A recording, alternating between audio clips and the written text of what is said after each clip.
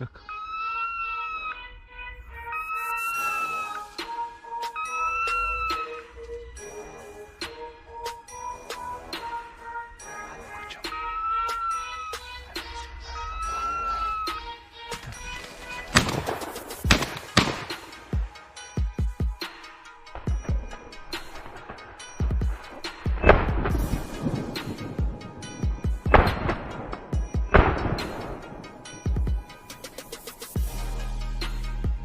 Aferin oğluma.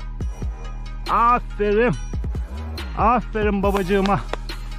Evet, üçüncü de güzel aldı arkadaşlar. Şunluk. Tüm dostlara rast gelsin diyorum buradan arkadaşlar.